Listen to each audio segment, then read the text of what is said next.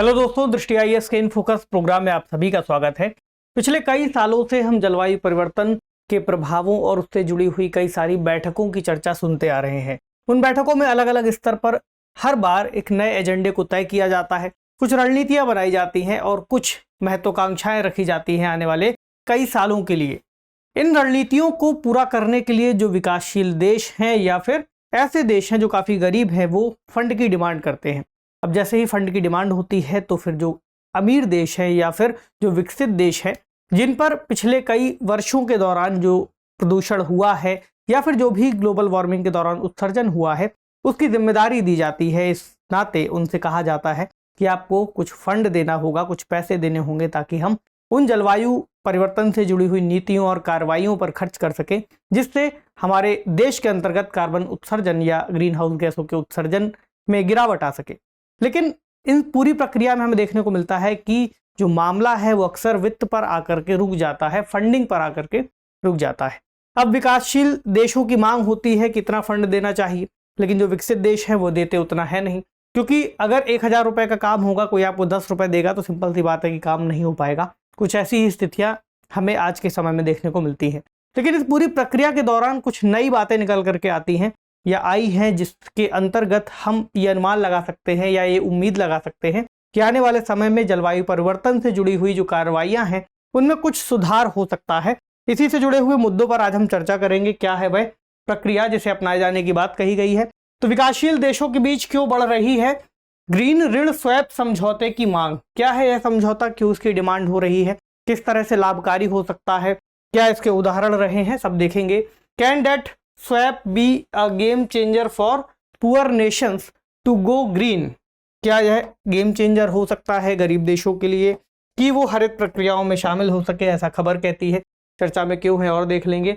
जो देशों की स्थितियां हैं आज के समय में, खास तौर से गरीब देश या फिर हम कहें विकासशील देश, क्या स्थितियां हैं, उनके ऊपर कितना कर्ज है, ग्रीन डेट स्वैप क्या है, किस प्रकार के अंतर्गत आता है, क्योंकि यहाँ पर जो डेट स्वैप है इसकी अभी हम चर्चा कर लेंगे। फिर देखेंगे कि ग्रीन वाला कहाँ फिट होगा, इसका क्या महत्व है, क्या इसका इतिहास रहा है, क्या उदाहरण हो सकते हैं, कौन कौन से देश इसे अपनाए जाने की बात कर रहे हैं, किन्होंने अपनाया है, क्या चिंताएं हो सकती हैं, क्या निष्कर्ष होगा।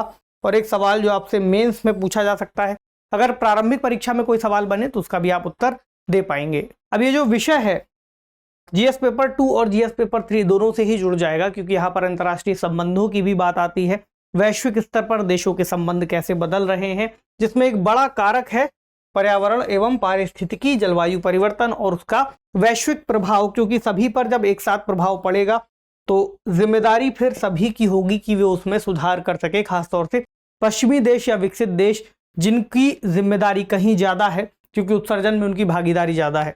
तो कई सारे जो विकासशील देश हैं, जलवायु परिवर्तन के चलते जो प्रकृति का नुकसान हो रहा है और वहाँ पर जो प्राकृतिक आपदाएं आती हैं उसकी वजह से उनका जो ऋण का भार है वह बढ़ता जा रहा है। उन्होंने काफ़ी सारे ऋण ले रखे हैं पहले ही, तो ऋण चुकाने के लिए जो उनके पास फंडिंग है, पहली बात तो उनको वो देना है, दूसरा उसके ऊपर जो लगने वाला ब्याज है वो देना है, और तीसरा जो जलवायु परिवर्तन से जुड़ी हुई कार्रवाइयाँ हैं उनमें भी उनको धन खर्च करना है। यहाँ से यह प्रक्रिया शुरू होगी, समझते जाइएगा। तो संरक्षणवादियों ने एक वित्तीय साधन की बात कही है। उनका कहना है कि एक ही बार में से तीनों ही इस तरह के जो मुद्दे हैं उनसे निपटने में हमें सहायता मिलेगी। इसको कहा गया है डेट फॉर एनवायरनमेंट स्वैप्स, यानी कि ऐसे ऋण समझौते जिसके अंतर्गत प्रकृति को ध्यान में रखते हुए हम समझौते करेंगे। विश्व बैंक ने बताया है कि दुनिया के सबसे गरीब देशों पर जो वार्षिक रूप से ऋण सेवाएं दी गई हैं उसमें $62 बिलियन का लगभग बकाया है, जो साल दर साल 35% की वृद्धि के साथ बढ़ रहा है। इससे एक समस्या ये हो सकती है कि जिन देशों पर कर्ज है वो देश कर्ज चुका पाने की स्थिति में नहीं आएंगे और आगे चल करके डिफॉल्टर्स बन सकते हैं, यानी कि ऋण की अदायगी नहीं हो सकेगी। ये एक बड़ी समस्या है, इसकी उन्होंने चेतावनी दी है। ये भी कहा है कि बढ़ते कर्ज के बोझ के साथ जो देश हैं उनको अपनी प्रतिबद्धताओं को पूरा करने में समस्या आएगी और जलवायु और जैव विविधता के संरक्षण में ज़्यादा निवेश करने की तत्काल आवश्यकता होगी। तो सिंपल सी बात है, अगर पैसा खर्च करना है तो पैसा कहाँ से आएगा, जो बहुत बड़ा मुद्दा बनता है। अगर आप यहाँ पर देखेंगे तो इकोनॉमिक्स ने यहाँ पर कुछ डेटा जारी किया है, जहाँ पर भारत का, चीन का और यूएसए की तुलना की गई है कि किस देश के ऊपर कितना कर्ज है। यहाँ पर आपको हाई डेट से लोअर डेट तक का जो एक स्केल है वो दिखाई देगा। जिन देशों की यहाँ पर आपको पट्टी लाल रंग से दिख रही है वो ज़्यादा कर्ज में है और उसके अनुपात में फिर हरे होते हुए देश आपको दिखेंगे। तो अगर भारत में आप देखेंगे तो जो पब्लिक डेट है, सार्वजनिक ऋण है पर व्यक्ति के हिसाब से वो 1396.21 डॉलर है, जो कि जीडीपी का 55.6% के आसपास बताया गया है। चीन में देखेंगे तो चीन का जो पब्लिक डेट है वो 18.3% है जीडीपी का, और यूएस का देखेंगे तो लगभग 100% के आसपास जो उनका डेट है या ऋण है वो जीडीपी का आता है। जिसके इनके डेटा के हिसाब से हमें पता चलता है। अब आते हैं ग्रीन डेट पर, ग्रीन डेट स्वैप पर। ये है क्या और ये किस तरह के प्रकारों में शामिल होता है? इसमें देखिए दो तरह के शब्द हैं। पहला है डेट स्वैप। तो डेट का मतलब है ऋण, स्वैप का मतलब आप कह सकते हैं एक तरह की अदला बदली। तो ऋणों की अदला बदली, जो ऋण लिए गए हैं लेनदारों के द्वारा, जो ऋण दिए गए हैं और जो देनदार हैं जो उसको चुकाएंगे। तो किसी देश की उधारी की शर्तों को बदलने का एक तरीका है। जिन शर्तों पर ऋण दिया गया है उनको बदलने की जब बात कही जाएगी, उसमें कोई छूट देने की बात आएगी, उसको कहेंगे डेट स्वैप, यानी ऋण को बदल रहे हैं। इसमें करेंसी स्वैप भी आ सकता है, ठीक, जो रेट ऑफ इंटरेस्ट है उसका स्वैप आ सकता है, यानी ब्याज दरों से जुड़ा हुआ ऋण, यानी डेट और इक्विटी स्वैप आ सकता है। क्रेडिट डिफॉल्ट स्वैप आ सकता है, यानी कि जो आपने धन लिया है उसको आप कैसे लौटाएंगे, उसमें डिफॉल्ट ना हो।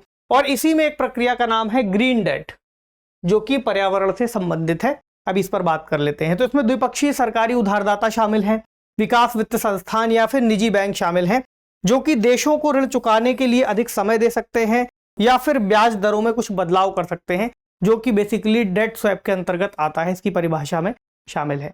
अब अगर ग्रीन डेट की बात करें, ग्रीन डेट स्वैप की, तो इसको कुछ ऐसे समझ लीजिए कि देशों ने लिया हुआ है ऋण। कौन से देश हैं ये? विकासशील या गरीब देश। अब उनके ऊपर एक जिम्मेदारी ये सौंप दी गई कि अब आपको जो जलवायु परिवर्तन से जुड़ी हुई कार्रवाइयां हैं राष्ट्रीय स्तर पर, आपको इनको अपनाना है और पूरा करना है। उनके पास ऑलरेडी ऋणों का ब्याज अदायगी का एक बोझ है, दूसरा ऋण अदायगी का भी बोझ है। कई बार उनके पास इतनी फंडिंग नहीं हो पाती कि वो अपने देश के अंतर्गत शिक्षा, स्वास्थ्य और बाकी आवश्यक चीजों पर ही खर्च कर पाएं, तो पर्यावरण के लिए वो कहां से पैसे लाएंगे। अब ये कहा गया है इस प्रक्रिया के अंतर्गत जो ग्रीन डेट स्वैप है उसमें जो विकसित देशों ने कर्ज दिया है, विशेष रूप से विकसित देश या फिर वे संस्थाएं जो विकसित देशों द्वारा वित्त पोषित हैं, उनके द्वारा दिए गए कर्ज में जो ब्याज अदायगी है या फिर ऋण अदायगी है उसमें कुछ परसेंट की छूट दी जा सकती है। मान लीजिए इनको ब्याज देना है 100 रुपए, 100 रुपए में उन्होंने कहा कि आपको 10% की छूट दे दी गई है। आप जो 10% यानी कि 10 रुपए का जो आप ब्याज अदायगी कर रहे हैं, 100 रुपए वैसे ब्याज अदायगी है, इसमें से 10 रुपए आप जलवायु परिवर्तन से जुड़ी हुई कार्रवाइयों पर खर्च कर दीजिए। ये इस प्रक्रिया का मतलब है कि इसमें से कुछ हिस्सा ब्याज में से या ऋण में से आप जलवायु परिवर्तन से जुड़ी हुई कार्रवाइयों पर खर्च कीजिए, जिससे कि जो क्लाइमेट चेंज के लिए आपका प्लान तैयार किया गया है, आपको जिम्मेदारी दी गई है, वो पूरी हो सके। ये बेसिक इसकी बात है जो जाननी है। अब ये कैसे काम करेंगे, इसका महत्व क्या होगा? तो जिसको ऋण चुकाना है यानी जो देनदार है उसके लिए पहली बात तो ऋण की अदला बदली हो गई, उसके ऊपर जो बहुत बड़ा बोझ था वो कुछ कम हुआ। दूसरा, निम्न आय वाले देशों की या इन देशों को डिफॉल्ट से बचने में मदद मिलेगी, यानी एक ऐसी स्थिति आ सकती थी कि वो उस ब्याज को चुका पाने में सक्षम ना होते। ऐसे में उस फंड को जो उनको चुकाना था उसमें उन्हें कुछ छूट मिल गई, तो हो सकता है कि वो अब कम बोझ के तले दबे होंगे और अब उसको चुका सकेंगे धीरे धीरे, तो डिफॉल्टर्स नहीं बनेंगे। अगला, जलवायु परिवर्तन, प्रकृति संरक्षण, स्वास्थ्य और शिक्षा में निवेश करने के उनके पास कुछ विकल्प बन जाएंगे। अब जो लेनदार है यानी जिसने कर्ज दिया है उसके लिए क्या फायदा है? पहली बात तो जो ऋण स्वैप है एक तरह से कह सकते हैं अतिरिक्त गारंटी है, क्योंकि आपने जो कर्ज दिया है उसमें अगर वह कर्ज पूरा डूबता तो आपको ज्यादा नुकसान होता, लेकिन अब एक छोटी गारंटी ये हो सकती है कि आपने कर्ज का बोझ कुछ कम किया है, जिससे आपका रिटर्न कुछ लिमिटेड मात्रा तक आपके पास आ सकता है। तो जोखिम को कम कर सकते हैं कि आपके पास ऋण अब कुछ मात्रा में ही सही, लेकिन जो आपने ऋण दिया है उसका आपको वापस मिलेगा, यानी ऋण के कुछ हिस्सों को चुकाए जाने की अधिक संभावना हो जाती है। हालांकि इस पर भी अलग अलग तरह के मत हो सकते हैं। अब इस प्रक्रिया की शुरुआत हम देखें तो 1980 के दशक के बाद से इसकी हमें शुरुआत दिखती है। तो प्रकृति के लिए ऋण की पहली बार अदला बदली पर सहमति बनी थी, इस तरह के ग्रीन डेट स्वैप वाली बात हो रही है। तो इसमें ज्यादातर लैटिन अमेरिकी देश शामिल थे जिन्होंने बड़े देशों से कर्ज ले रखा था, अमीर देश जैसे अमेरिका हो सकता है या बाकी के देश। तो पिछले 3 दशकों के दौरान अपेक्षाकृत छोटे समझौते किए गए हैं, यानी बहुत ज़्यादा फंड डाइवर्ट नहीं हुआ है, जैसे कि $10 मिलियन या फिर $20 बिलियन। तो हाल के वर्षों में इनको बढ़ाने के प्रयास जारी हैं और डिमांड बहुत ज़्यादा अब आ रही है कि इस तरह के समझौते किए जाएं। हालांकि ये प्रशासनिक रूप से जटिल हैं और महंगे हैं। तो बढ़ती मांग के क्या क्या कारण हो सकते हैं, जैसे कि WWF ने बताया है कि लगभग 70 से 80% जो देशों का कर्ज है अब निजी लेनदारों के पास है, जैसे कि निजी बैंक हो सकते हैं, एसेट मैनेजर्स हो सकते हैं। यहाँ पर उनको छूट मिलने की संभावना थोड़ी कम बन सकती है और अब उनके द्वारा जो दिया जाने वाला कर्ज है उसकी जो वापसी है, कर्ज की अदायगी है, उसका बोझ बाकी देशों पर पड़ रहा है। अफ्रीका के अगर आप कुछ देशों को देखेंगे जो काफ़ी ज़्यादा संसाधन संपन्न है, वहाँ पर चीन जैसे बड़े देश का कर्ज ज़्यादा है, वो चाहे उनको विकासशील परियोजनाओं के लिए दिया गया हो या फिर चीन की बेल्ट एंड रोड इनिशिएटिव परियोजना के दौरान उन्होंने लिया हो। इसके अलावा कोविड-19 महामारी के दौरान शिक्षा और स्वास्थ्य के लिए देशों ने काफ़ी कर्ज लिए थे। जलवायु परिवर्तन से आने वाली आपदाओं के चलते देशों की अर्थव्यवस्थाएं बर्बाद हुई हैं, जैसे कि एक उदाहरण के रूप में हम पाकिस्तान को देख सकते हैं, जहां पर पिछले साल विनाशकारी बाढ़ आई थी। ऐसे द्वीपीय देश जहां पर उष्णकटिबंधीय चक्रवातों का काफ़ी ज़्यादा प्रकोप होता है, तो जल स्तर बढ़ने से जो हम ग्लोबल वार्मिंग का एक और इम्पैक्ट जान रहे हैं, ग्लेशियर्स का पिघलना और जल स्तर का बढ़ना, उसमें द्वीपीय देशों के डूबने की भी संभावना बढ़ती जा रही है। और विकासशील देश हैं ज़्यादातर जो इस तरह के समझौतों की मांग कर रहे हैं। ये कुछ बेसिक कारण है, अगर आपसे पूछा जाए इस तरह के प्रश्न बना करके कि किस वजह से इसकी मांग बढ़ रही है, तो इन कारणों को आप वहाँ पर लिख सकते हैं।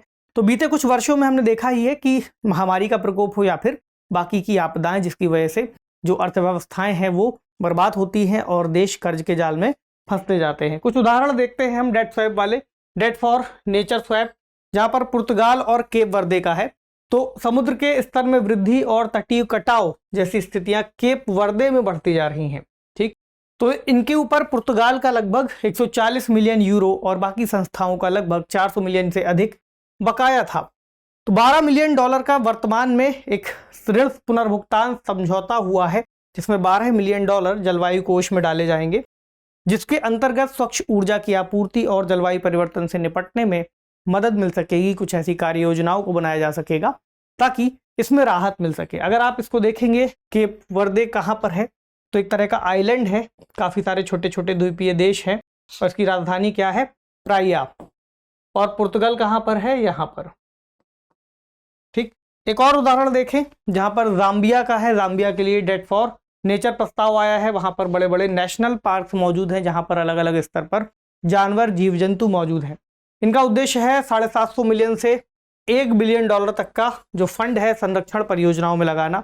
2021 में बेलीज का $553 मिलियन का ऐसा ही एक स्वैप समझौता हुआ था, जिसके अंतर्गत जीडीपी का लगभग 10% हिस्सा जो कर्ज का उनका था उसमें उन्हें छूट मिली थी और इससे उन्होंने दुनिया की दूसरी सबसे बड़ी जो कोरल रीफ वहाँ पर मौजूद है उसकी सुरक्षा की थी और फिर उसको संरक्षित करने का प्रयास किया था। बेलीज कहाँ पर है, ये यहाँ पर मैक्सिको के साथ बॉर्डर इसका लगता है। बेलमोपान इसकी कैपिटल है। एक और उदाहरण सेशल्स का है 2015 का, जहां पर $22 मिलियन का ऋण पुनर्गठन समझौता किया गया था।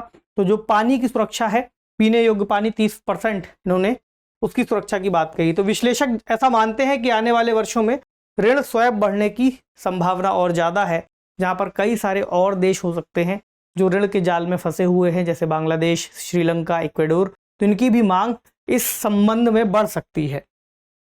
चिंताएं क्या हैं? पहली बात तो जो ऋण स्वैप समझौता है बहुत बड़ी फंडिंग की बात नहीं करता, देशों के ऊपर काफ़ी बड़े बड़े कर्ज हैं। ऐसे में जो छोटा डायवर्जन है वो उनके लिए इतना कारगर नहीं हो सकता, कुछ ऐसा विश्लेषक मानते हैं। तो गरीब देशों के लिए उच्च ऋणग्रस्तता के दीर्घकालिक ये समाधान नहीं है। यानी छोटा सा डायवर्जन आपने कर दिया, छोटी सी राहत दे दी, उससे जलवायु परिवर्तन के लिए तो राहत मिल गई, लेकिन बाकी चीज़ों का वो क्या करेंगे जहाँ पर उनके पास पहले से ही फंड मौजूद नहीं था खर्चने के लिए। इसके अलावा समग्र ऋण का एक छोटा हिस्सा है ये, और वर्तमान उधार प्रथाओं से निपटने की कोई बात नहीं की गई है, जहाँ पर ऋणों को लेकर के काफ़ी बड़े रेट ऑफ इंटरेस्ट लगाए जाते हैं या फिर काफ़ी ज़्यादा ब्याज वसूला जाता है। निष्कर्ष क्या हो सकता है आज के टॉपिक का? काफ़ी बड़ा टॉपिक था, अलग अलग डायमेंशंस इसमें शामिल हुए थे। तो IIED एक संस्था है, international institute for environment and development. इनका कहना है कि विकासशील देशों में ऋण राहत के माध्यम से करीब 100 अरब डॉलर जुटाए जा सकते हैं, जिसका उपयोग पर्यावरण और जलवायु परिवर्तन से जुड़ी हुई परियोजनाओं के लिए हम कर सकते हैं। तो जो प्रकृति से जुड़े हुए ऋण स्वैप हैं वे वित्त, पर्यावरण, कृषि और अन्य मंत्रालयों के बीच में चर्चाओं को भी बढ़ावा देंगे। यानी देश के अंतर्गत जो नीतिगत स्तर पर इससे बातचीत जरूर बढ़ेगी और काफ़ी सारे फंड्स ऐसे हो सकते हैं जो पर्यावरण के लिए डाइवर्ट किए जा सके, क्योंकि अदरवाइज फिर कोई भी फंड उनके पास मौजूद नहीं होता, क्योंकि हमारे पास जलवायु परिवर्तन को ठीक करने के लिए या फिर वर्तमान सीमा को स्थिर रखने के लिए बहुत ही कम समय बचा हुआ है, जिस तरह की चेतावनियां पहले दी गई हैं। अगर वो स्थितियां बिगड़ती हैं तो जो देशों के ऊपर ऋण का जाल है वो कहीं और ज़्यादा बढ़ जाएगा और स्थितियां और ज़्यादा खराब हो जाएंगी। ऐसे में ग्रीन डेट स्वैप के जो नियम हैं अंतर्राष्ट्रीय स्तर पर, उसके लिए कोई एक ढांचा या एक फ्रेमवर्क बनाया जा सकता है जिससे इस प्रक्रिया को एक निश्चित और सुचारू रूप से चलाया जा सके, ताकि जो भी पर्यावरण से जुड़ी हुई हम बैठकें देखते हैं उसमें जो निष्कर्ष निकल नहीं पाते हैं, उन निष्कर्षों तक देश पहुंच नहीं पाते हैं, खासतौर से वित्त की कमी के चलते, उसको किसी एक माध्यम से पूरा किया जा सके। तो अब आगे बढ़े सवाल की तरफ, लेकिन उससे पहले एक जानकारी, चूंकि प्रारंभिक परीक्षा 2023 की नज़दीक आ रही है IAS की, तो CSAT को लेकर के काफ़ी सारे बच्चों के सवाल होते हैं। स्टूडेंट्स चाहते हैं कि वो CSAT की तैयारी ठीक से कर पाएँ, क्योंकि यहाँ पर इस पोर्शन को भी बहुत महत्व दिया गया है। भले ही पासिंग है लेकिन आपको पास होना भी जरूरी है, तो आप इसकी तैयारी कर सकते हैं। तो दृष्टि लर्निंग ऐप पर आप लाइव ऑनलाइन जा करके इसको सीख सकते हैं, कैसे कैसे आपसे सवाल सॉल्व होंगे। तो उसकी कक्षाएं आरंभ हो चुकी हैं। आप दिए गए नंबर पर कॉल भी कर सकते हैं 9311406441। अब देखें आज का सवाल, हरित ऋण स्वैप समझौते क्या है? मतलब ऐसे भी वाक्य को लिखा जा सकता है हिंदी में। वैश्विक जलवायु परिवर्तन के दौरान विकासशील देशों के लिए ये कैसे मददगार साबित हो सकते हैं? तो 250 शब्दों में जो भी हमने डिस्कस किया आपको उन्हें बुलेट फॉर्म में एक बार फ्रेम कर देना है और इस बात को एक बार रिवाइज भी करना है कि कौन कौन से पॉइंट्स यहाँ पर आए हैं, क्या चिंताएं हैं और क्या इसका महत्व है। ऐसा हो सकता है इस शब्द को भी आने वाले समय में किसी परीक्षा के प्रश्न में शामिल कर लिया जाए। तो आपसे मिलेंगे अगले सेशन में। पढ़ते रहिए, अपना खूब सारा ख्याल रखिए। शुक्रिया।